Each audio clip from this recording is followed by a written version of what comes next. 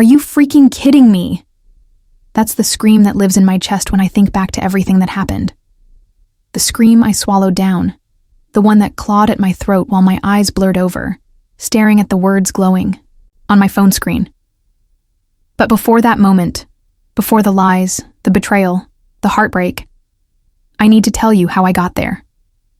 Because stories like mine don't just start with betrayal. They start with trust, with love, with the illusion that the people closest to you would never hurt you. I was 20 years old. Blonde hair that people always said I should never dye. Green eyes that looked brighter in the sunlight, and the kind of girl people like to say had potential. My life was small but happy, in the way most 20-year-old lives are. I had classes during the day, communications major at a college that wasn't too big, wasn't too small. I worked a part-time shift at a coffee shop 3 blocks from my apartment. My apartment was messy, cramped, full of noise and half-empty pizza boxes, but it was mine, and my circle, my little world of people, was tight. At the very center of it all was Ethan. Ethan was the kind of guy who didn't look like trouble. He wasn't movie star handsome. He wasn't flashy. He didn't have the kind of presence that turned heads when he walked into a room. But he had something better. Charm. That quiet, easy charm that made people like him instantly. He smiled, often, listened well, and when he looked at you, it felt like you were the only one in the world. We met at a campus event, one of those cheesy mixers where people awkwardly stood around drinking lukewarm soda. He'd made some dumb joke about the terrible playlist, and I'd laughed. And before I knew it, we were sitting on the floor in the corner, trading stories about our classes and dreams. From that night on, we were inseparable.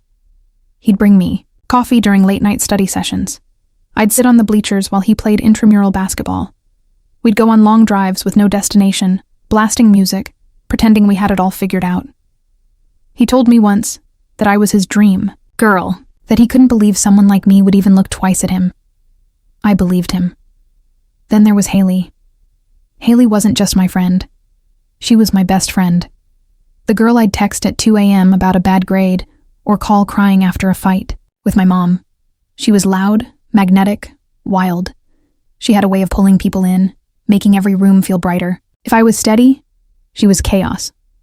If I was quiet, she was loud. If I thought too much, she acted without thinking at all. We balanced each other. That's what I always told myself. We'd been best friends since sophomore year, after ending up as lab partners in biology. She spilled a beaker, cursed under her breath, and then winked at me like we were already in on the same joke. I laughed so hard I nearly choked. From that moment on, it was us against the world. She was the type who'd show up at my place unannounced, raid my closet, and then text me later like, "Don't be mad, I stole your sweater again." She was the friend who always took too many selfies, always made me laugh when I wanted to cry, always had some wild story about the guy she was seeing that week. She was also the friend I defended to others when they said she was too much. Too reckless, too flirtatious, too unpredictable. She's just free-spirited, I'd say. You don't know her like I do, and maybe they didn't. So there it was. My little triangle of trust. Me, Ethan, and Haley. My boyfriend. My best friend. The 2 people I believed I could count on more than anyone. Life felt solid. Predictable. Safe. But safe doesn't last. And sometimes the people you love most are the ones already holding the knife. It started with small cracks. The kind of cracks you don't notice at first, because you don't want to. Ethan pulling away in conversations, me asking him about his day, and him giving me clipped one-word answers, like his mind was somewhere else. Haley texting me less. Excuses piling up. I'm tired. I'm busy. I'll call you later. At first, I brushed it off.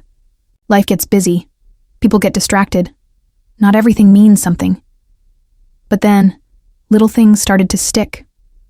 The way Ethan would tilt his phone away when a notification popped up. How his thumbs moved faster than usual, like he was trying to hide the words before I could glance over. The way Haley would laugh at jokes I didn't understand. Jokes she wouldn't explain when I asked. Just a shrug, you wouldn't get it. I told myself I was paranoid, insecure, that if I pushed, I'd look crazy. But deep down, Something in my gut screamed at me. One night, Ethan left his phone on my nightstand while he went to the bathroom. I stared at it. My hands itched to pick it up, to scroll, to search, to know. But I didn't. I told myself trust matters. That if I snooped, I'd be the bad guy. Beat. Funny thing about trust, though, it only works when both people mean it. The very next week, I noticed Ethan's phone had stopped syncing to his laptop. A weird little detail, but enough to make me suspicious. So I did something I'd never done before. I connected my phone to his iCloud. Just by accident. Just to see. And then I set up a screen recorder. Every notification that came through, saved. Every message, mine. At first it was boring. A group chat. A reminder about a dentist appointment. But then, "Good night, beautiful," sent from Ethan to Haley. Her reply, "Sweet dreams." My heart stopped. I read it again and again, hoping I was wrong, hoping it was some weird inside joke. But the more I scrolled, the worse it got. "Can't wait to see you alone. You looked so hot today." I wish she wasn't around. Her replies, playful, flirty, dripping with the kind of intimacy you don't share with someone else's boyfriend. My stomach twisted. My hands trembled so hard I nearly dropped the phone. And then, the part that broke me. Ethan. Baby. Haley. I whispered to myself like a prayer, like a curse. No, no, no. Because betrayal isn't loud at first. It's quiet. It seeps in like poison, drop by drop, until it fills you, burns you, consumes you. And now, I couldn't unsee it. The gloss on Haley's lips that I'd once seen rolling around in Ethan's car. The way Ethan forgot plans with me, but somehow always knew Haley's schedule. The fake smiles, the too long hugs. The nights Ethan studied late, while Haley mysteriously went MIA. It all lined up, and I knew. I knew my boyfriend was sleeping with my best friend. But instead of confronting them right then and there, I did something else. I stayed quiet, because sometimes silence is the sharpest weapon you can carry. Silence. That was my weapon, my secret shield. I didn't storm into Ethan's apartment screaming. I didn't throw my phone at Haley's face demanding answers. I smiled. I laughed. I played dumb. Because the dumber they thought I was, the deeper they fell into the trap I was building. Every night, I sat in bed with my headphones in, pretending to binge Netflix. But really, I was recording, saving every notification, every dirty little secret they thought they could hide. And with every screenshot, every message, every late night baby, and good night beautiful, my rage grew sharper. Once you see betrayal clearly, you start noticing everything. Ethan would cancel our plans last minute. "Oh, sorry, babe, I've got a study group." I'd check his location. Not the library. Not his friend's house. But Haley's apartment. Haley would call me acting tired, telling me she was going to bed early. An hour later, I'd see her texting Ethan, sending him selfies, the ones she never posted, the ones only meant for him. My gut twisted every time, but I swallowed it. I had to, because I wasn't just going to call them out. I was going to destroy them. The lies started unraveling faster. One Saturday, Ethan told me he was visiting his mom. Sweet, believable excuse. Except his mom texted me the next morning, asking if Ethan and I wanted to come over for dinner. Sometime soon. I knew right then he hadn't seen her. He'd been with Haley. And Haley? She was getting sloppy too. She showed up to brunch with a hickey on her neck. Swore it was from a guy she hooked up with at a bar. But I knew. I knew every detail. Sometimes, late at night, I'd stare at the ceiling and feel my chest burning. The betrayal wasn't just painful. It was humiliating. My boyfriend. My best friend. The two people who knew me better than anyone, and they were laughing at me behind my back. Or at least, they thought they were. So I started planning. I backed everything up. Screenshots, videos, even audio recordings when I managed to catch Ethan slipping on a phone call. I created a hidden drive, password protected, just in case. I even printed some of the texts. Tangible proof, because I knew, when I finally pulled the trigger, I wanted them cornered. No way out. And still, I smiled. I hugged Haley, let her braid my hair, pretended I didn't notice Ethan's distance. Inside, I was boiling. But outside, calm, because timing is everything. And my timing, it was going to be perfect. Haley's birthday. That was the night I chose. She'd invited everyone. Our whole friend group, plus Ethan, of course. Her apartment was packed with people, music blasting, drinks spilling, laughter echoing off the walls. I watched her soak it all in, playing the part of the bubbly birthday girl. She wore the dress I'd once helped her pick out, the one she said made her feel unstoppable. Ethan was right there beside me, arm draped casually over my shoulder, pretending we were still perfect. The sight of them made me want to scream. But I didn't. Instead, I smiled, waited, watched. I'd planned this down to the last detail.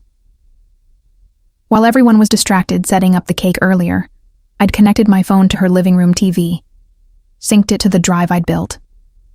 All it would take was one click, and their lives would never be the same.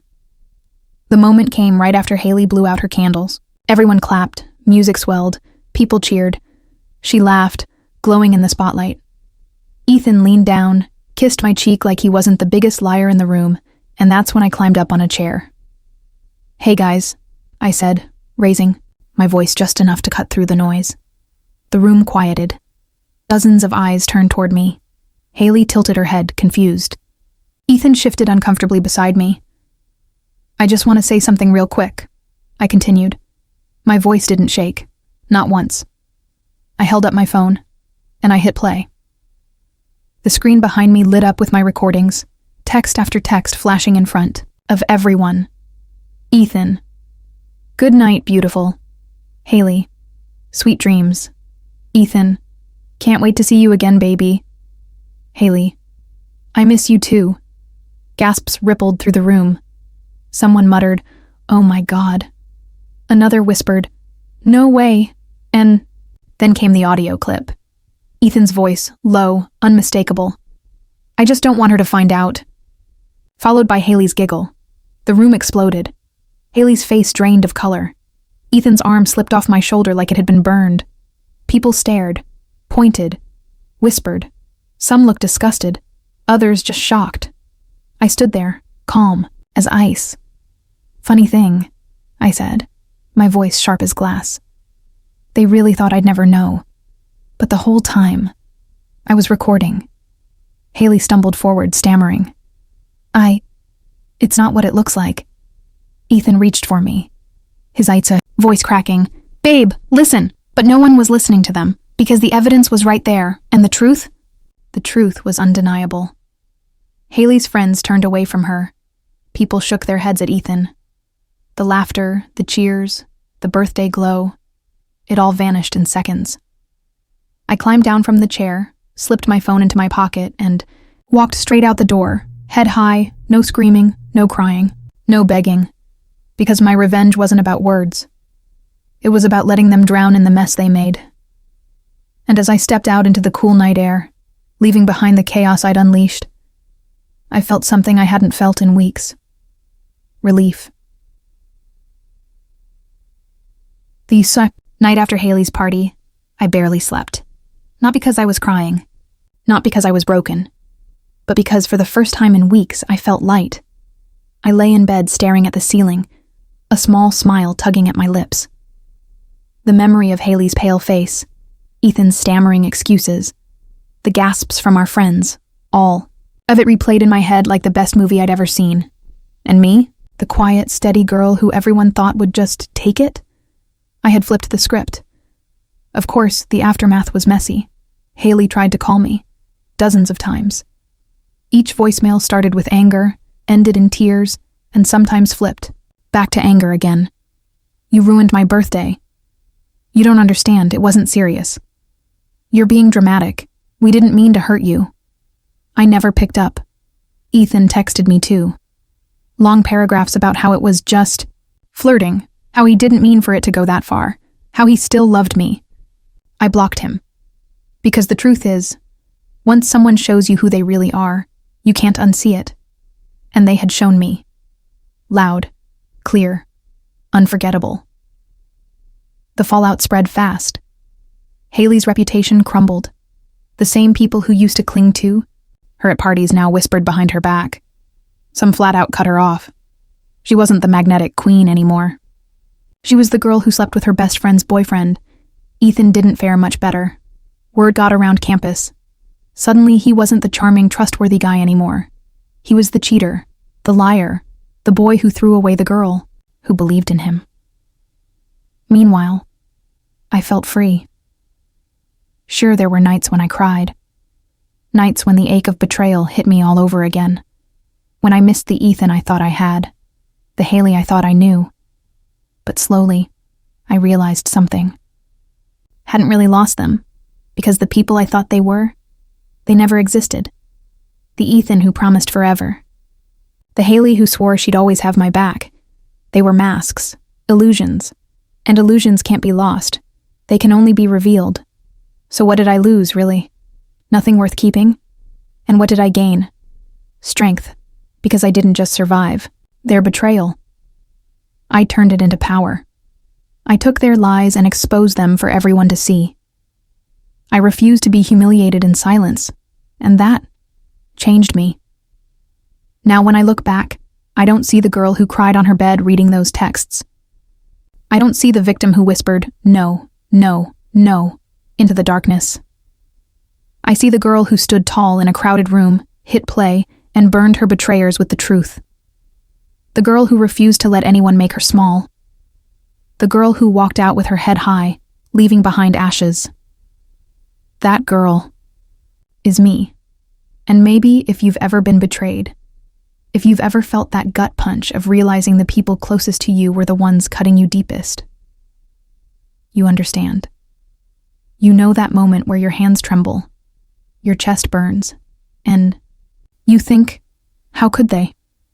But you also know the power of rising up, of refusing to let their lies define you. Because betrayal hurts. But revenge heals. And now I'll ask you, what would you have done in my place? Would you forgive? Or would you burn everything down?